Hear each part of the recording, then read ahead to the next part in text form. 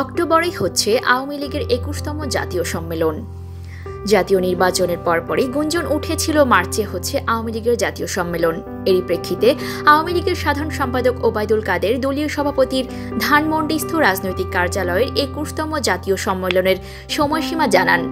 চলতি বছরের আগস্ট অথবা অক্টোবর মাসে অনুষ্ঠিত হবে জাতীয় সম্মেলন। তবে ক্ষমতাসীন দলের শীর্ষ নেতা ইতিমধ্যে কার্যনির্বাহীর এক সভায় মত দিয়েছেন অক্টোবরেই হচ্ছে আওয়ামী লীগের জাতীয় সম্মেলন।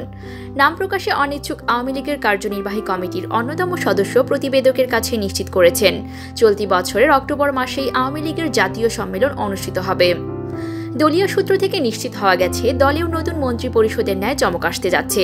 বিশেষ করে যারা মনোনয়ন ও সরকার নেই তারাই দলটির কেন্দ্রীয় কমিটিতে আসবে বলে শীর্ষ নেতৃত্বের ইচ্ছা বলে জানা যায়। সকল জল্পনা কল্পনার অবসান ঘটিয়ে অক্টোবরেই হতে যাচ্ছে আওয়ামী লীগের সম্মেলন, এমন ইঙ্গিত প্রতিবেদকের কাছে দেন দলটির কেন্দ্রীয় সংস্কৃতি সম্পাদক অসীম কুমার উকিল। তবে সম্ভাব্য তারিখ বলতে অপারগতা প্রকাশ করেন প্রতিবেদকের কাছে। এদিকে অতি সম্প্রতি প্রধানমন্ত্রী গণভবনে দলের স্থানীয় সরকারের জন্য মনোনীত বোর্ডের এক সভায় আসন্ন ২১তম জাতীয় সম্মেলনে দলের নতুন নেতৃত্বের প্রতি ইঙ্গিত দিয়ে তিনি বলেন, সরকার থাকলে দলের পদে থাকা যাবে না। অর্থাৎ এক কথায় স্পষ্ট হয়ে যাচ্ছে দলের নেতৃত্বে আমূল পরিবর্তন আসছে। বিশেষ করে সকলকে সরকারে যেমন রাখা সম্ভব হয়নি, তেমনি দলীয় সরকারে প্রতিনিধিত্বকারীর সংখ্যা বাড়ছে না, তা সুস্পষ্ট। তবে সকলকে দায়িত্ব যেমন দেওয়া সম্ভব না, তেমনি ভালো নেতৃত্ব ছাড়া দলও চলবে না বলেও জানান আওয়ামী লীগের শুভাকাঙ্ক্ষীরা।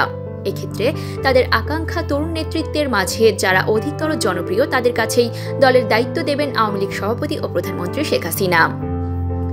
দলের তৃণমূলের নেতাকর্মীরা নতুন নেতৃত্বের অপেক্ষায় প্রহর গুনছেন। বিশেষ করে আসন্ন সম্মেলনকে সামনে রেখে দলের সাধারণ সম্পাদকের পদ পেতে সম্ভাব্য প্রার্থীরা তোড়জোড় শুরু করেছেন। এসব প্রার্থীরা ইতিমধ্যে তৃণমূলের নেতাদের সাথে যোগাযোগ রাখছেন বলে শুনতে পাওয়া যাচ্ছে এবং নিজের প্রার্থীদের কথা বেশ জোরালোভাবে উপস্থাপন করছেন তৃণমূলের নেতাদের কাছে। এ বিষয়ে ময়মনসিংহ জেলা আওয়ামী লীগের সাধারণ সম্পাদক অ্যাডভোকেট মোয়াজ্জেম হোসেন বাবুল বলেন, আমি জানি না কে সাধারণ সম্পাদক প্রার্থী। আমি আমার কথা বলতে পারি, আমার সাথে কেউ কোনো কথা বলেনি। আমরা নেত্রীর দিকে তাকিয়ে আছি, নেত্রী যা চান তাই আমাদের চাওয়া। তবে নতুন নেতৃত্ব দলকে সামনে দিয়ে এগিয়ে নিয়ে যাবে এমন আশাবাদের কথাই জানান তিনি। আওয়ামী লীগের একটি সূত্র নিশ্চিত করেছে, বর্তমান সাধারণ সম্পাদক ওবায়দুল কাদেরের হঠাৎ করে অসুস্থ হয়ে পড়ায় সাধারণ সম্পাদক পদটির জন্য অন্য নেতাদের জন্য বড় সুযোগ হয়ে এসেছে। তবে তিনি সুস্থ থাকলেও তার বদল হওয়ার গুঞ্জন বেশ জোরালোই ছিল। ওবায়দুল কাদেরের সেরে উঠতেই দীর্ঘ সময়ের প্রয়োজন, অতএব মন্ত্রণালয় ধরে রাখাই তার পক্ষে কঠিন হয়ে দাঁড়াবে। নাম প্রকাশ না করার শর্তে দলের আওয়ামী লীগের একজন যুগ্ম সাধারণ সম্পাদক বলেন, কাদের ভাইয়ের উচিত এখন কিছু সময়ের জন্য দলের দায়িত্বের বাইরে থাকা। তিনি দলকে অনেক দিয়েছেন, এখন কিছুদিন বিশ্রামে থাকাই ভালো হবে কাদের ভাইয়ের জন্য।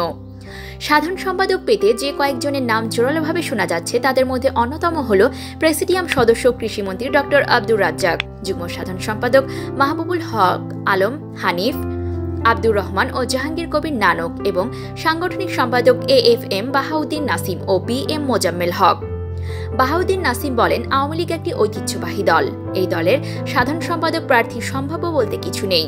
বঙ্গবন্ধুর সুযোগ্য কন্যা জননেত্রী শেখ হাসিনা আমাদের দলের প্রধান এবং দেশের প্রধানমন্ত্রী। বিগত সময়গুলোতে তৃণমূলের কাউন্সিলররা জননেত্রী শেখ হাসিনার কাছে তাদের দায়িত্বভার দিয়েছেন। নেত্রী যাকে যোগ্য মনে করবেন এবং দলের জন্য নিরলস কাজ করতে পারবেন তিনি সাধারণ সম্পাদক হবেন। এখানে আমার বা অন্য কারো প্রার্থিতা মুখ্য বিষয় নয় এবং প্রতিদ্বন্দ্বিতার কিছু নেই। সম্মেলনের মাধ্যমে দলের নেতাকর্মীরা নতুন করে চাঙ্গা হয়ে ওঠেন এবং দলের মাঝে কর্মচাঞ্চল্যের সৃষ্টি হয়। এতক্ষণ আমাদের সাথে থাকার জন্য ধন্যবাদ।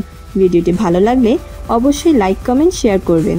তার আগে অবশ্যই আমাদের চ্যানেলটি সাবস্ক্রাইব করে আমাদের সাথে থাকুন।